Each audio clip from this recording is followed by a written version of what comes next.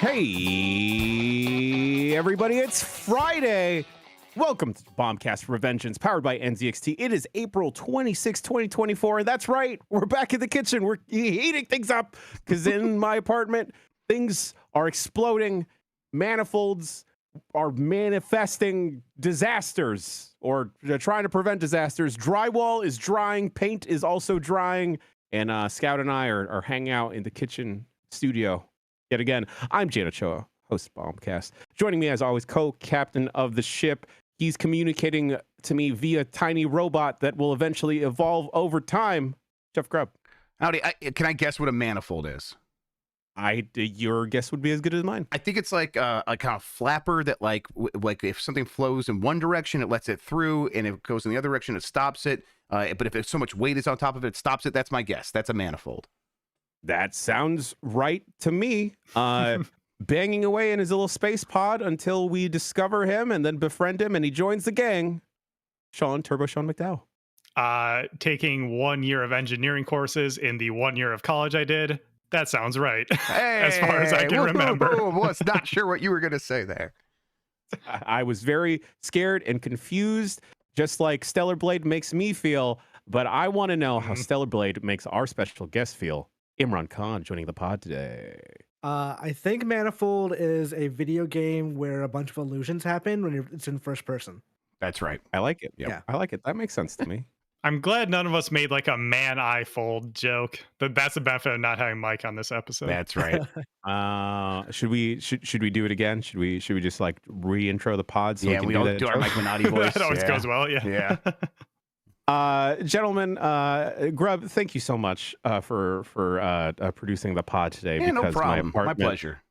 Is not on fire. It turns out I was under the assumption poop pipes were flooded. It turns out my neighbor's water just wouldn't stop watering. Oh, and then yeah. And then the plumber that they got to fix it on Tuesday wasn't. Fully the landlords plumbed? were not. The landlords were not confident that he fully solved the problem because he walked away from the situation going like, yeah, no, it's good. That's what you want here. Cool. Yeah. And when then, do you get to go back to your house, Jan? I don't know. Oh, jeez. Okay. I got an email from the leasing office saying like, yo, dog, it does not look the best right now. But maybe you'll be able to go home later. I'm like, okay, cool. Oh, no. I'm glad all the plumbing is happening in my office with all of the expensive computer gear. So yeah, it's great. I packed my bags and went back to the kitchen. I do have a sump pump right here, and I like it always is like I can hear it pumping water back up out of the basement. The basement's like pretty waterproof, but I'm like, I gotta remember to check this thing someday. Because if it breaks, then all this computer stuff is fucked. So, yeah, I'm like looking at what you're dealing with and seeing my future. I'm like, okay, I'm gonna stay away from that if I can. Just buy like 3 different versions of a manifold, Grubb. Okay, yes, I'm gonna triple manifold. Yes, Menage fold. Yeah, like if you told me a manifold was like an umbrella, I'd be like, yeah, that sounds right. Yeah, sure. Like if you asked me to identify a manifold in like a police lineup, and I swear to God that I heard the word manifold when my landlord was talking about it, I don't think I could pick it up from like other pipes. That's a hex nut, Jan. Sorry. Nuts. But the worst part is not being semi unhoused for a little bit. It is my landlords and these maintenance folks, lovely folks, dirty jobs. I appreciate them and what they contribute to society. Not the landlord part. Landlord part's some people. Yeah. That's the dirtiest job of all. Is them coming into the office and then seeing like, oh, why you got so many screens? Oh, shit, you got a microphone in here. What?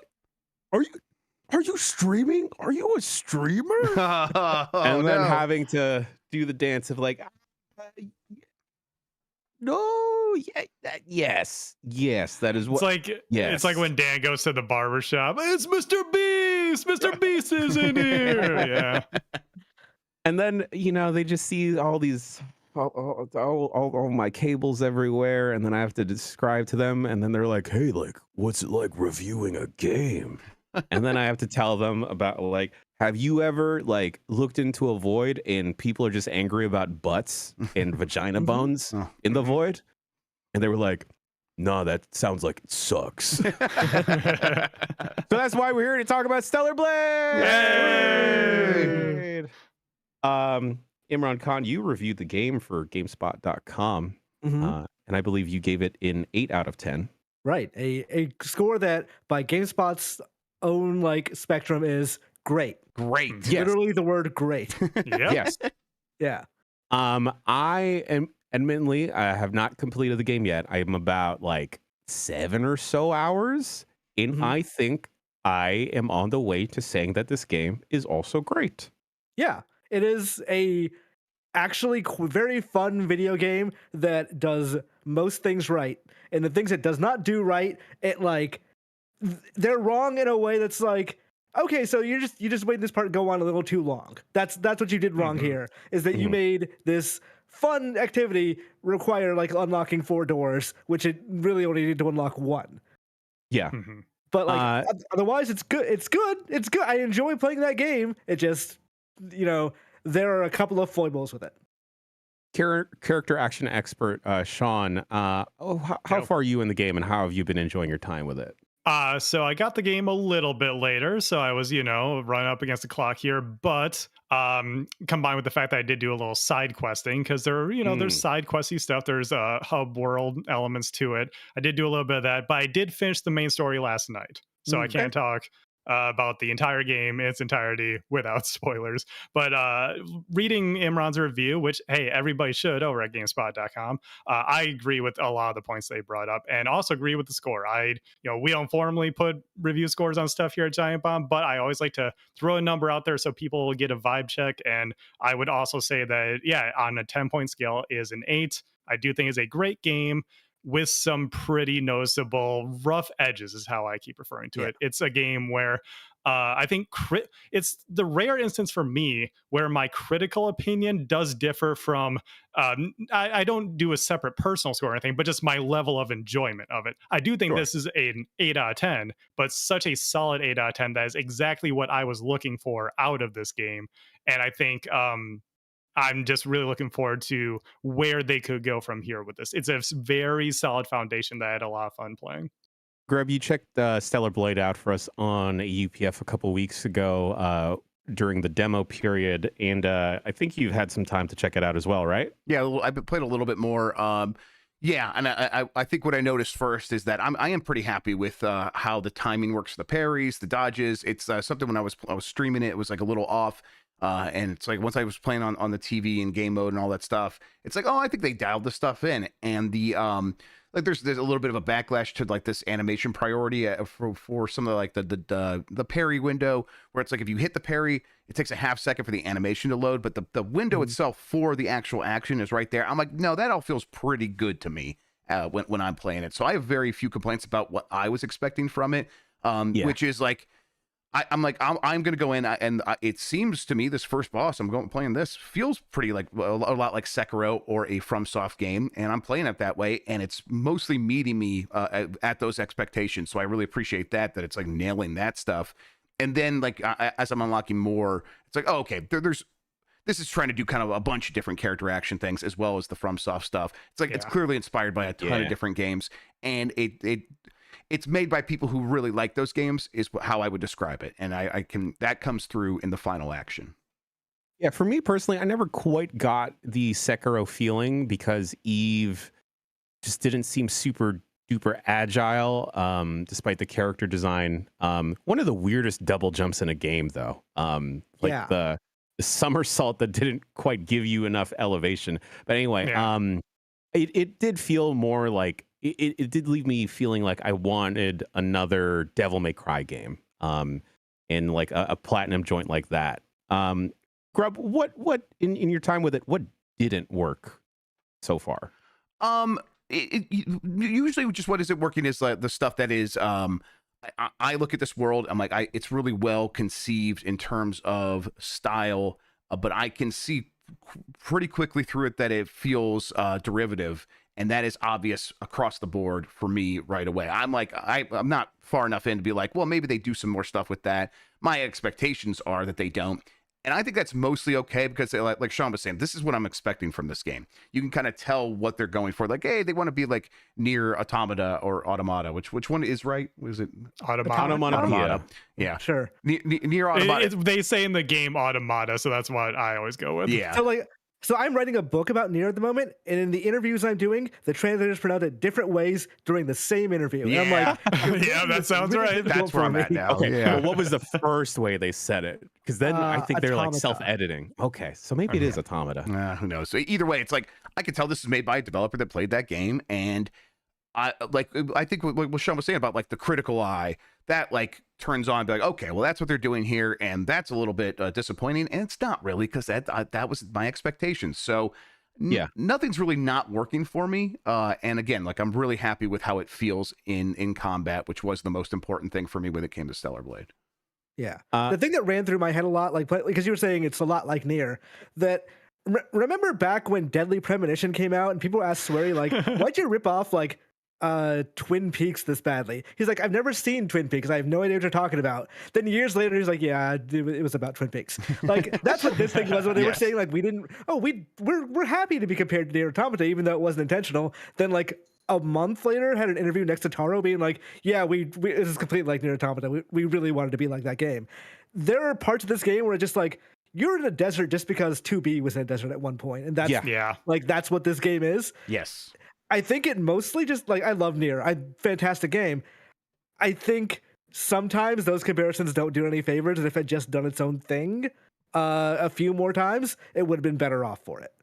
Yeah, but I think the other comparison, like in combat though, I'm like, well, this is more fun for me. Sean, you were right. You nailed it. You're right though. It is like the combat. It has more going on for me. It is better. Yeah. You see, I always roll my eyes because of how much crap you give me over Nier Automata. But no, I do think that is a better combat system. Like Automata does so many things amazingly well.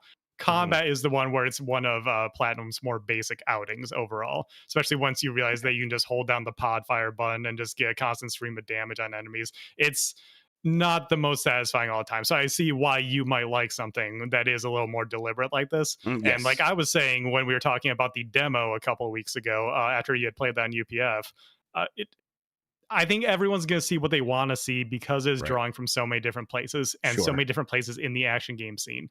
And a lot of people are saying Souls, Sekiro, tossing those terms around.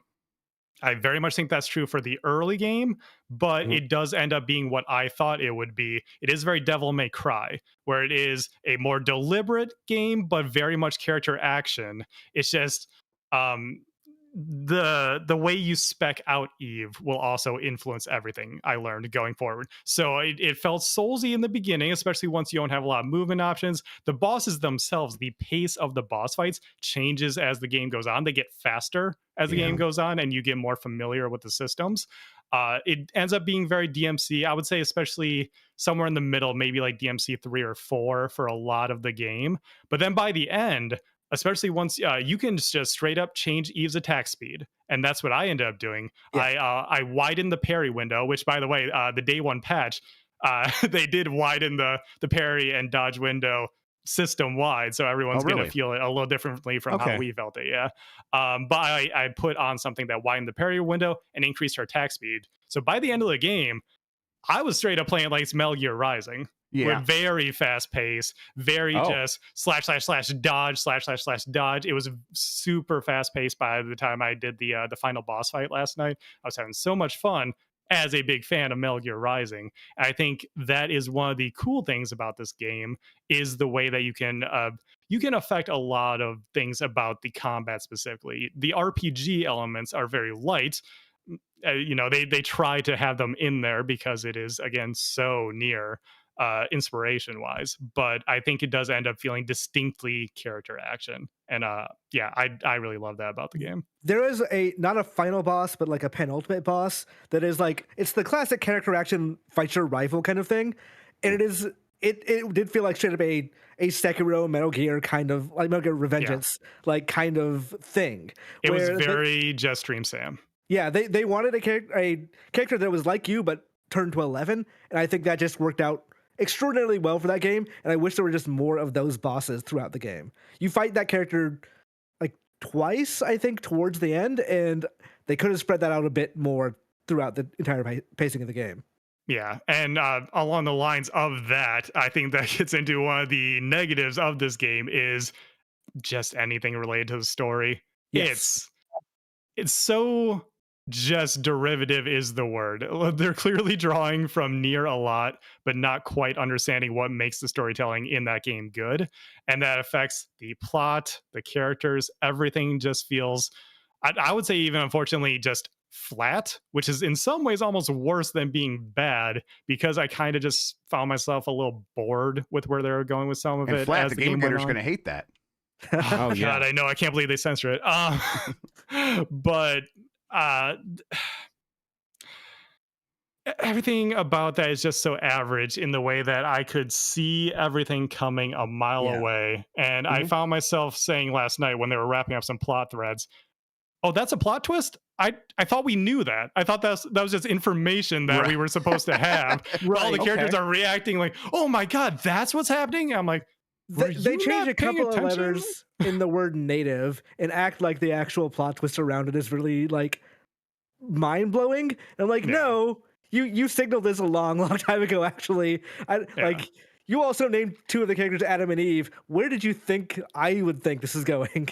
Yeah, which is just, I don't know. It's not so egregious that it ever distracted me, though, because it is the kind of game where you get like, a 10-minute series of cutscenes that you're walking between, but then you get several hours of gameplay. So it never feels like it's completely dragging the experience down.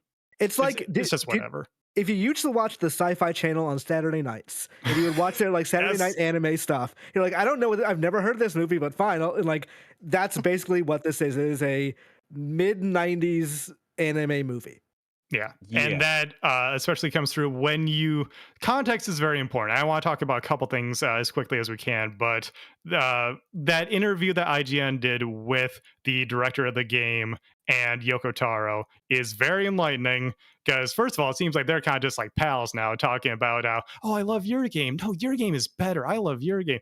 It's a great read, I think. But also they talk about, this game was clearly inspired by Automata specifically, but also all these different manga and anime that we loved growing up and everything. It's drawing from so many different sources. But I also wanted to really quickly go over the studio itself, Shift Up. So there's a lot of context here that I think is going to be relevant to some of the things I want to talk about. So quick history lesson is that Shift Up, this is their first console game. And that asterisk there is important, console, because they have done a couple mobile games before. I didn't even know about the first one. I just found out about that recently. The one they're really known for is Goddess of Victory Nikke.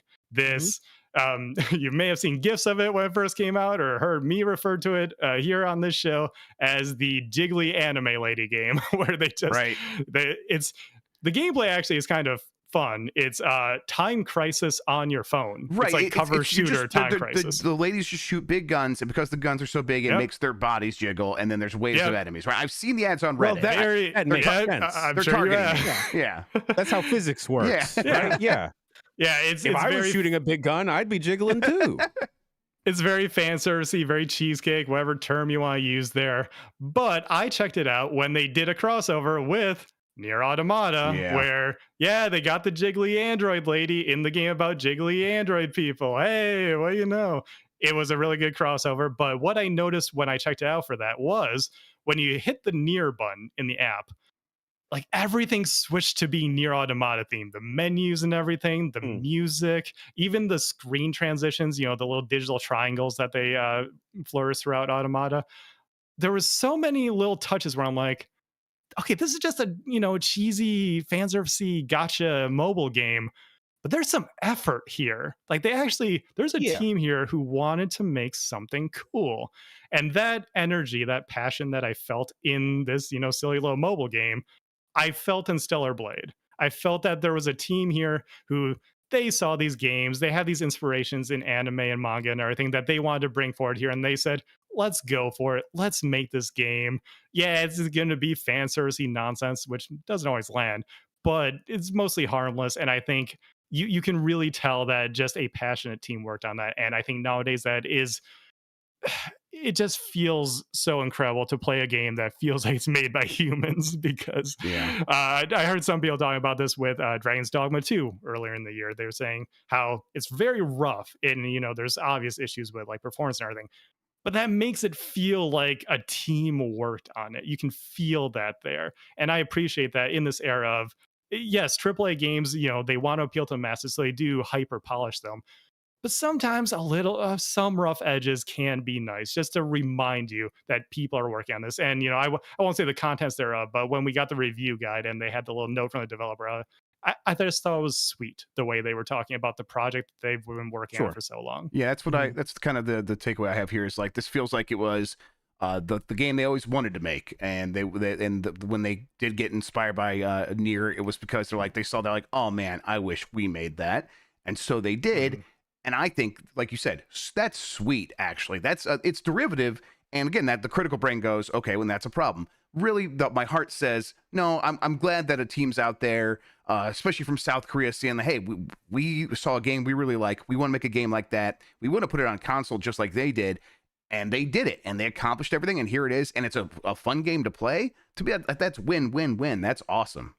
Yeah, and not to draw fanboy ire or anything on this, but in an age where a lot of PlayStation games kind of have a similar feel, this does feel like a PS1, PS2 era Sony partnership game, because this was originally going to be a multi-platform game on last generation, and the fact that it was originally last generation shows a little bit in some of the assets, but the fact that PlayStation came in, scooped it up, and the way they talked about in the aforementioned IGN interview of, Yoko Taro said, I think Japanese audiences will really like this because of how manga and anime focused is. That the light bulb went off in my head of, that's why PlayStation scooped up. Because, the Japanese audiences would like it. The Western audiences are getting more into that kind of stuff. This feels like a freshening up of the PlayStation portfolio that I think, whether you like this game or not, I think it's good that something like this is there and that they did support it. I do wish it wasn't just a PS5 exclusive. At least I wish it was on PC. Yeah. So if nothing else, so more people could play it. And it will be eventually, of course. But yeah, I think the diversity there in the catalog was needed. Yep.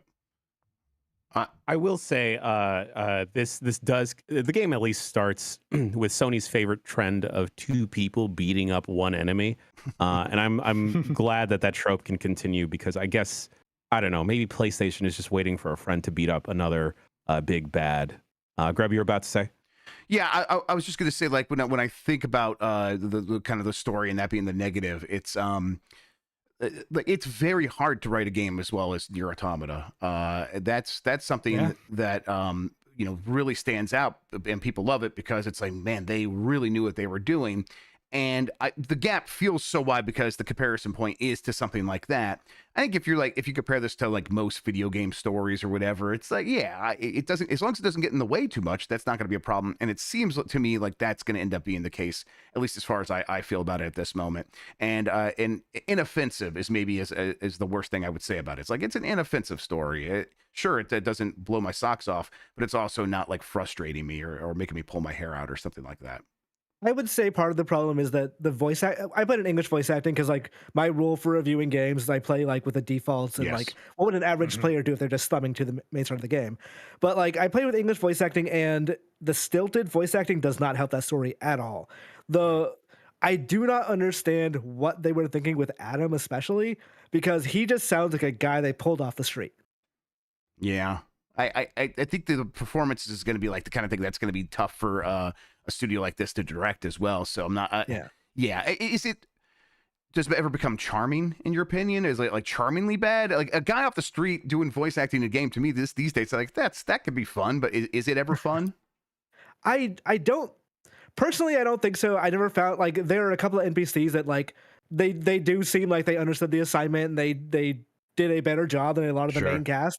But like it's one of those things where a bunch of symptoms of presentation all collide, where the story's not very good, but the voice acting doesn't help, but that's probably not helped by the fact that the characters are meant to sound like robotic sometimes, but that's also not helped by the fact that it feels like you're kind of just flashing through episodes and you have to assume stuff happened between episodes because like by the second mission when you're working with like somebody, I think Washington Post mentioned this one in the review, a character says, haha, classic Eve. And it's like, I just met you like 2 minutes ago.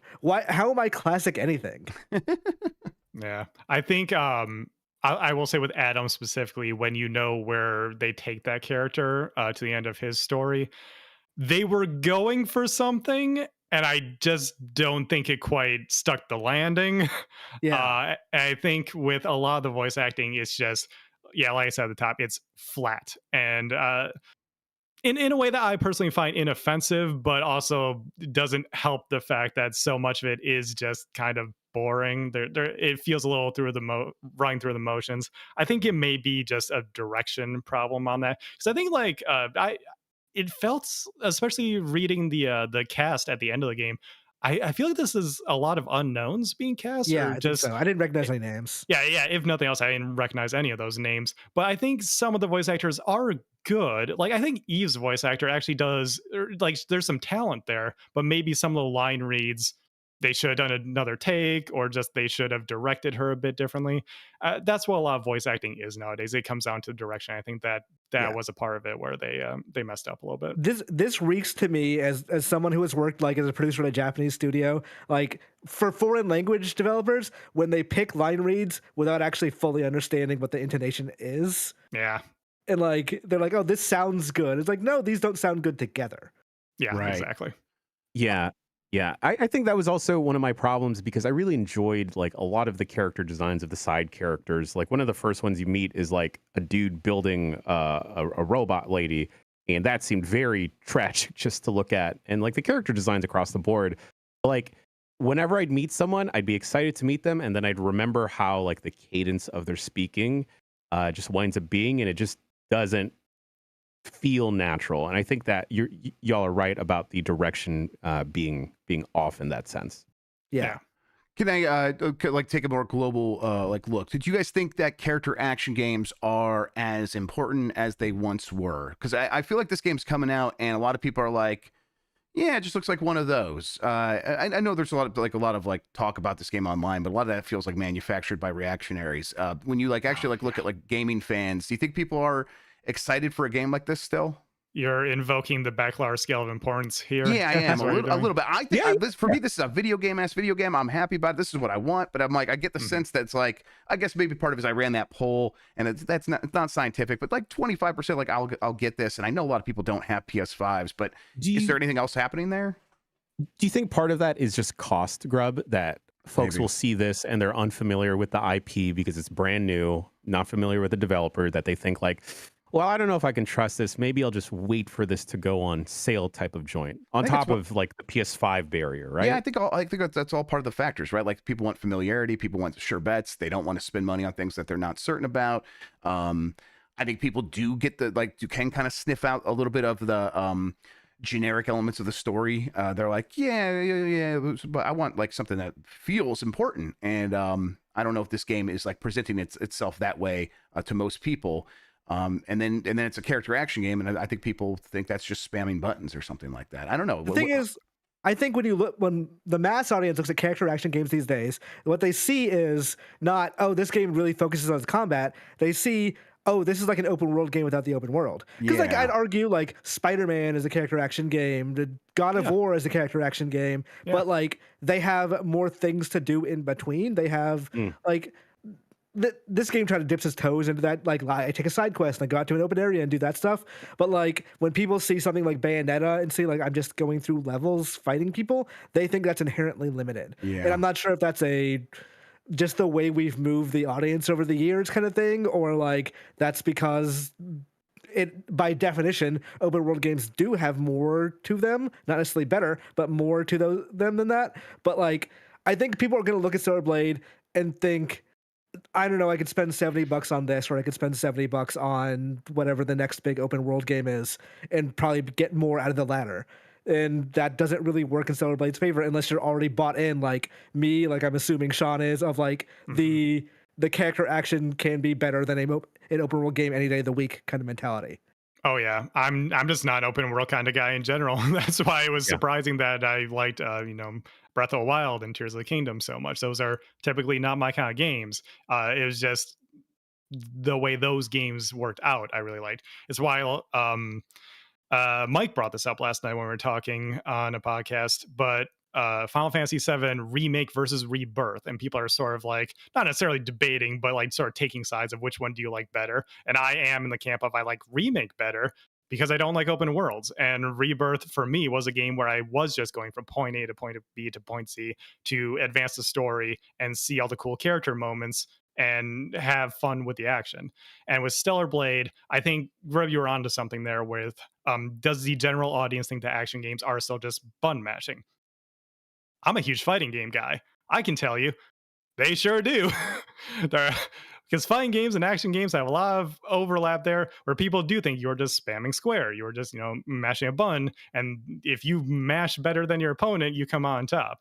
They don't necessarily see it in the way that we do, where we look at combo paths. We look at how can I implement all the tools in my toolbox at any given moment. That is the fun to me. And yeah, that's why I had so much fun with this, because when I was wandering around the world, as Imran Khan said, was thinking to myself, you don't really do much in this game when you're not in combat. Yeah. You kind of are just talking to people. And anytime that they do try to do something more in that, sometimes I do think a couple of the side quests are kind of nice. The whole thing with the singer who you're kind of rebuilding, I do think that is not an amazing side quest, but a sweet one.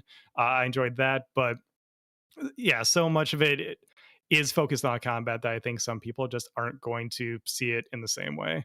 Yeah, Jen?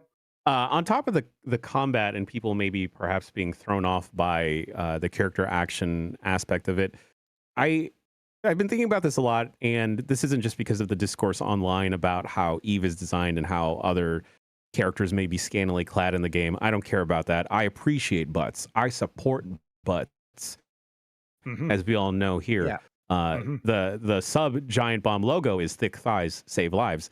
But anyway, I wonder if this game unfortunately has the anime stink that may be off-putting to other people, where just because of the design that they may think it is one of those games, and whatever those games may be.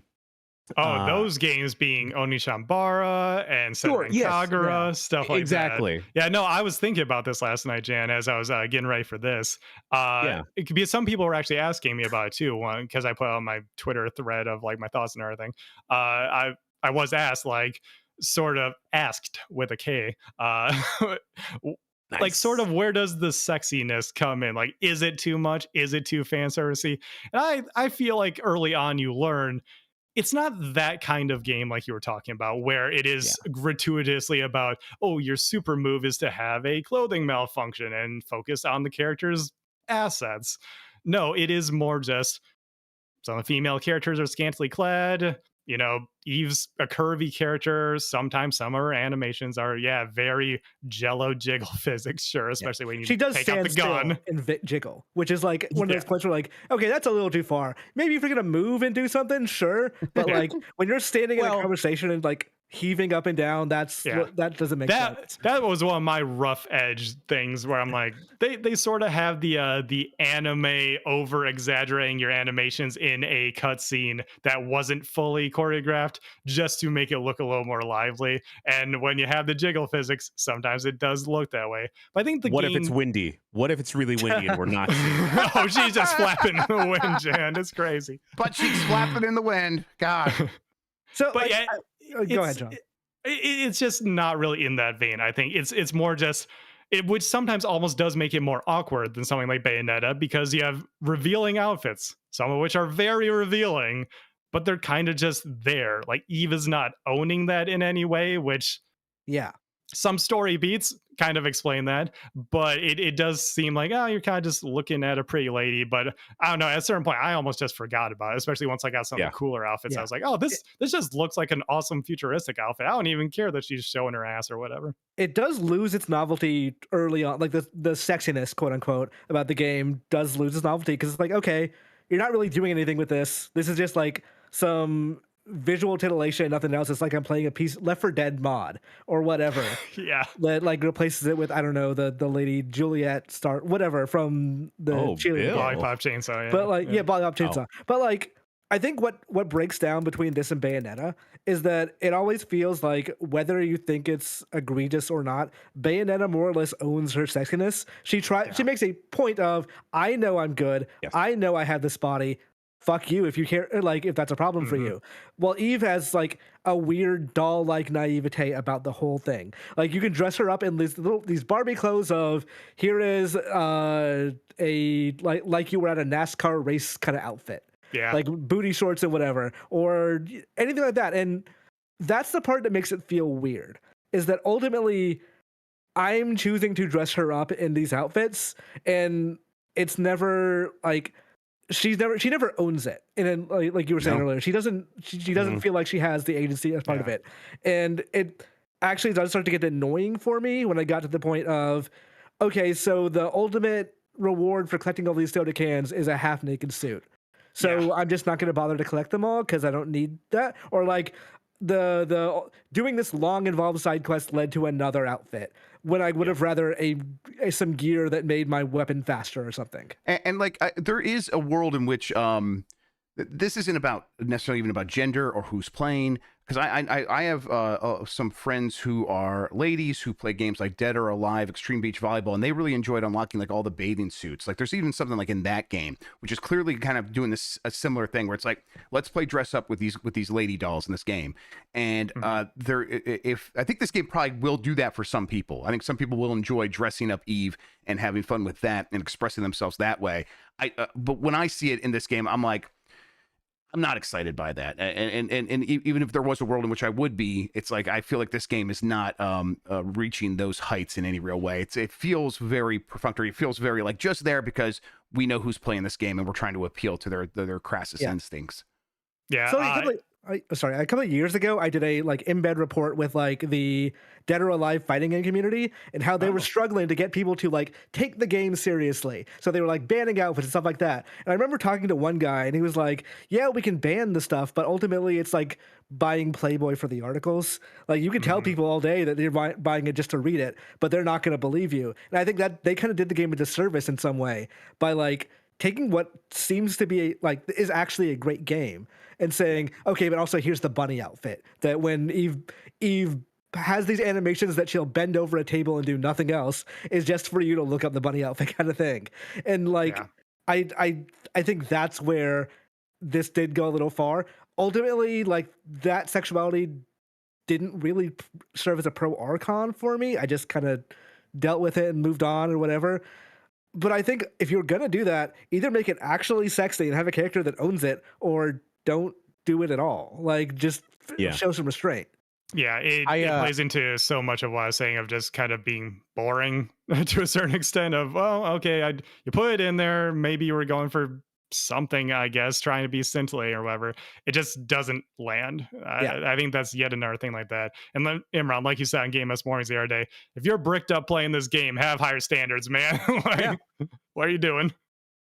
Also, that's dangerous to play a game that long. Yeah, you could hurt yourself. Absolutely. You know, like I know we get podcast ads across this network, but like, don't listen to those ones. Still buy the product using. Look, you're gonna spoil Nintendo's new controller by warning people off it already. That's not where you put the vitality sensor. Yeah. Oh, jeez. I think the thing that sorry, Grubb. I think the thing I walked away with this game being the most hopeful from is what the game development scene looks like coming out of Korea. Because like I really enjoyed Lies of P last year. I saw the headline that this isn't a Souls board, it's a Souls board. Yeah, like spelled like Korea. Seoul, Korea. Yeah, which is great. Yeah. Cute. And I just like how the gaming development pool is just becoming wider and wider, and just seeing what could potentially come over there and their interpretation of because you could consider Lies of P, Stellar Blade to an extent, not necessarily a love letter, but a loving homage to the games that inspired them. Yeah. And I'm curious as to what other games have inspired folks in Korea or in other parts of the country. And this is the weirdest comparison I'll ever make. but it's really cool to see a game like Stellar Blade coming out of Korea, and then a game that is so heavily featuring like Afro punk futuristic style, like Tales of Kenzura Zao. Both very emotional tales, let me tell you. But like seeing the different types of representation in other means. Now there's not like a lot of Korean things coming out, but I do dig that this is coming out of a Korean studio, and I'm really excited to see the future of what would Stellar Blade 2 look like, or another game coming from this studio. And I hope that like this performs well enough that they do get a second shot at it. Well, I think that the story of gaming right now is a lot of established publishers for many years now being unsure about continuing to invest more and more and more. And I think when they look around, I think a lot of them look around right now at Capcom being like, man, we should be more like Capcom. Maybe we should reinvest. But I think they will also look at a studio like Shift Up and be like, man, okay, yeah, they're just going for it, and they're making the stuff that we used to make, and they're kind of doing it better in a lot of ways, and they're doing it boldly at the very least. What's our excuse? Like they came out of nowhere and started doing this. I hope it is encouraging to people, not just like existing studios, but I hope it encourages developers all around the world to be like, okay, they came from South Korea, a region that doesn't typically have a lot of history with consoles. They put out a console game, and they're sort of conquering the world in some ways. I hope a lot of people treat that as a tale that they can replicate. Yeah. Like we're getting more like if a couple generations ago we're the generation of like the West coming to prominence essentially, then like now we're kind of going into Sony has correctly realized that like China and Korea are like the next big steps for where game development should go. And I think maybe not in terms of like design wise, but in terms of like geographically, we are coming up against types of games and types of cultures that we have not traditionally seen in game development.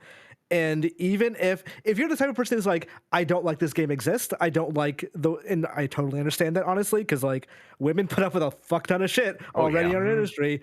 It sucks that there are games that don't make them feel friendly here as well. But if you were one of those people, I think there's at least some good you can see in this. And hey, they've seen this, they have either decided to double down on it, or they decided to move a different way or different direction with it. But either way, we're going to get more out of Korea, and we will probably get that one game that you absolutely love somewhere down the line. Like there's moments in this game that reminded me of Dead Space, and like that influence it was wearing like wholeheartedly on its sleeve. And I'd be interested to see like this studio's take on a full-on horror game. Like send me off to space. I want to see what y'all can do with that, because like those moments I was actually like surprised to find in them, because of, like I couldn't get that at all from that sense at all from the demo at all.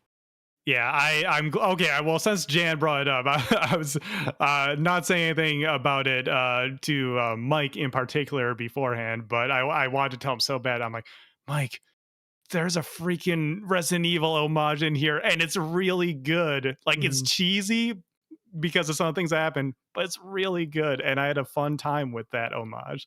And yeah, there's just so many moments in this game where I look at it and I think, I want to see more of this. I want them to do more of this. And to borrow from you one more time, Imran, on GMM, when he said, I don't think people will be talking about Stellar Blade in 5 to 10 years because they'll be talking about Stellar Blade 2 or whatever Shift Up does next. And that's absolutely what I feel, because I think this is such a strong start for the company in the console space. And I really want to see what they do next. I want to see if they can take some feedback from this and take some of the things that didn't quite work out and make, whether it's a Stellar Blade 2 that does sand away the rough edges I keep mentioning, or it does go in a different direction, they do something else. I'm just really curious. Yeah. I like one thing that I really want fixed for this game in a sequel is that like it needs way more environmental variety, because this game ostensibly takes place over the entire Earth, but you see like 2 areas, and like 2 of them are just deserts.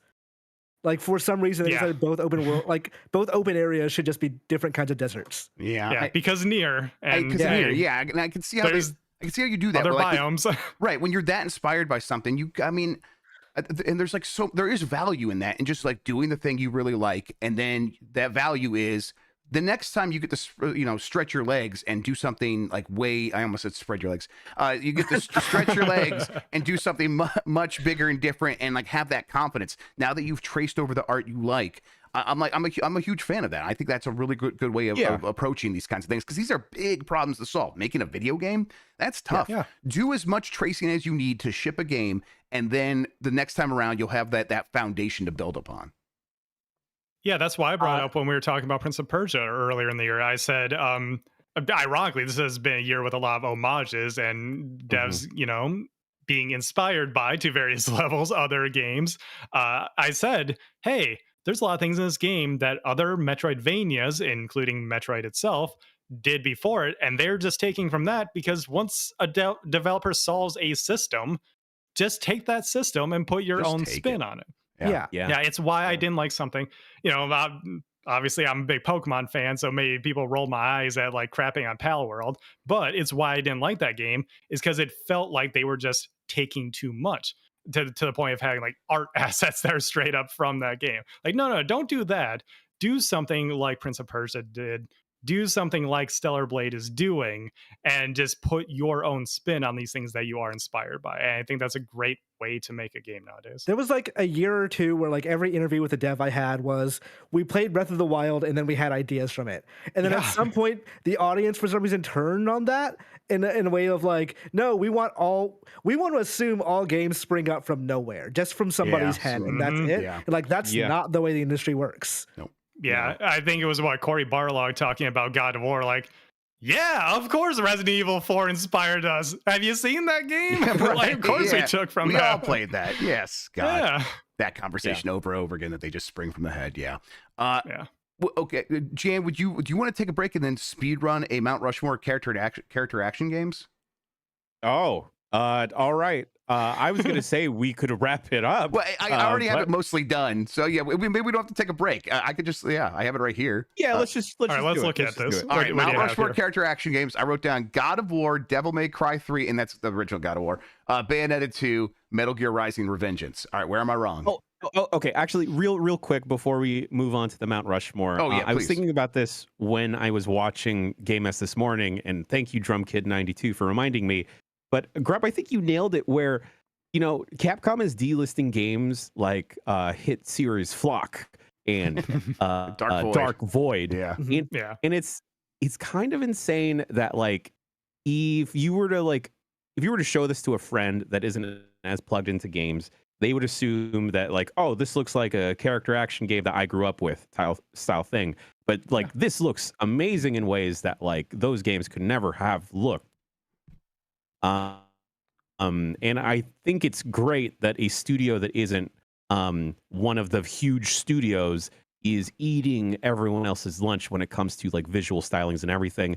That like Stellar Blade 2 or whatever's next, just get like a story editor guy. Just get like a VO director. Hey, just hire me and Grubb and the whole Giant Bomb expanded family and Nasty Boys to do the voices. Yeah. I kept bringing up that IGN interview with Yoko Taro and the director. Hey, put your peanut butter and your chocolate together. Just bring that man on to do the writing, or at least the like core script or something. He's busy right now, I think. So. Yeah, he probably is, but like, very actually. Yeah, just smooth that out. Real quick, last thing I realized we didn't really talk about. This game's pretty when it wants to be. There are certain scenes, especially towards the end. I'm a big cybernetic futurism guy. Yo, Bell Network boys, Jan. I love that stuff so much, and it goes so far in that direction at the end that I was popping off. Actually, thank you, Sean, because I was playing this and I was thinking like, I love the Souls games. I love Bloodborne and everything, but like, I just can't super get into them because I don't give a shit about knights and wizards. Same. I want androids. Yeah, and when they lean into, there's this scene. I think we can't really talk about, but there is this scene where you get a wide shot of a wide landscape, and it's the way they do that. I was just like, man, this is a good looking game, and I just Yeah. like a lot of the art style. They make you look at it too. They're like, hey, we're gonna sit Yeah. here for like a minute. Why don't you just go I like back that. for a while? There's nothing to do here. Just look around at what we've made, and you're like, this is pretty. You're right. Yeah, I just wish like more variety, because you're going through a lot of like warehouses and sewers and stuff like that. That would have really helped this game. I imagine it's one of those things of like game development's really hard. AAA game development is extremely hard. So like they probably cut corners where they could. Yeah. Okay. The Mount Rushmore of character action games, Grubb. Like you mentioned, you have God of War. This is the original God of War. Yeah. Maybe a different one there. It could be God of War 2 or 3, whatever. Yeah. Okay. 2 is Devil May Cry 3. Yeah. Bayonetta 2, and then Metal Gear Rising Revengeance. I would change Bayonetta 2 to Bayonetta 1. You would? Yes. That's tough. 2 is good.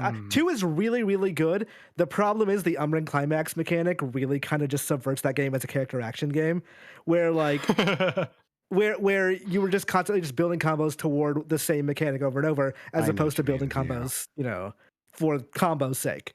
And also for the Mount Rushmore, like, Bayonetta 2 is the one that gets us flowers, but I think Bayonetta, leads towards a point of that. It's not a lot of established stuff there. It's not like a Devil May Cry 3 where, starting sort of in the middle of that series, you can see where people were inspired by that specifically, because that was the future of that series. 1 and 2 were so different. So yeah, I think I'm with Imran on that one. Yeah. But I think you got it. I assume for DMC3, we're saying DMC3 like special edition, not like whatever edition of it you want. Yeah. God, oh my God, do I have to play DMC3 again? Yeah. Yeah. Okay. I mean, there's no reason not to. The Switch version is actually pretty good. Yeah. Oh, okay. Turns out PS2 on Switch. Oh, pretty decent. It kind of sucks that I'm surprised by that. Yeah, that's just where that system is. What's the one you guys are bummed wouldn't make this cut, and then we can maybe wrap up, Jan. Maybe do you think a Ninja Gaiden has to be on there? A Ninja Gaiden makes a lot of sense. Yeah, Ninja Gaiden would be good. I get it. If I made a stab at a game that I fucking love, but nobody else agrees with me, it would be Wonderful 101. Oh. Yeah. You're right. I don't like that game. I don't think that flies in any way, shape, or form, but I respect it. I respect the hell out of that poll. At minimum, watch the video of the final boss, and you will see what I'm talking about. But I know it is a personal love and not a widely audience game. Right, not a Mount Rushmore, right? Yeah. No. Yeah, I think maybe Ninja Gaiden Black would have a chance, but you know, I see Metal Gear Rising as the Roosevelt there. I'm thinking we got a list there, boys. Yeah, God of War, Devil May Cry 3, Bayonetta, Metal Gear Rising, Revengeance. Sounds good to me. What about Kingdom Hearts? Okay, Jan in the show. All right, great show, everybody. Jan, get us out of here. John, you're also pro Kingdom Hearts. Don't hide. I'm Kingdom Hearts 1 too. Don't. I wouldn't put it among any of these games. Yeah, I wouldn't. I'd ideally like to have like a small plaque at the bottom of this Mount Rushmore of just saying, "Hey, God Hand was really fun." Oh, I will say, for alongside with you, Jan, Kingdom Hearts 2 Final Mix. That probably is the best battle system in ARPG. Okay, thank you. We gotta vet the people who come on this show better. in an ARPG, like, what would you say goes against it there? No, Rebirth, buddy. Well, I mean, like that's no, I love Rebirth, so I'm not going to argue with it. Okay. Yeah, I know Imran's a big fan of that battle system too. So yeah, cool. Grubb, can you think of anything that isn't on here? I put these the 4 games that I'm like, Bayonetta 2, I would like maybe fudge with that a little bit, but you guys won me over with that argument. So yeah. All right. Well, I'm glad we could do 2 things today, and those 2 things being letting everyone on the internet know that Stellar Blade, it's a great game. It's good. It's quite good. Yeah. And also crowning the Mount Rushmore of character action games. Chef Grubb, thank you for producing this show. No problem, Jan. Imran Khan, thank you for joining us. TurboShawn, Sean McDowell, thank you for being our own character action producer here behind the scenes. Always a pleasure. Exactly. And folks, thank you for joining us for another wonderful week here at giantbomb.com. An obscene amount of things being produced as always. Oh, I'm being played off. I was trying to play it quietly. If you missed the conclusion of Blight Club Super Dan of Steel, go and watch that. You will be in for a ride, because next week, Jeff Grubb begins his Blight. Go sub to all the podcasts. Imran Khan, quickly, where can folks find you on the internet? Find me at proscons.com, prosekhans.com, and Twitter at ImranZOMG. Imran's probably like one of the smartest people I know. I was gonna say smartest, but then I didn't want to offend anyone that I work with. But Imran Khan is like No offense taken. No offense taken. Absolutely not. Folks, we'll see you next week for another episode of the Giant Bombcast and all the other sword programming. We love you. Kisses on the mouth. What? Oh, we're out now. Watch Bring Your Dip to Work Day. Oh, yeah. Actually, go watch. We were all in there. It's so much fun. Fortnite is really cool, it turns out. You know what? Fortnite, best character action game. Nothing else today. UPF's already done. We played Fallout 76 and it was fun. Hell yeah.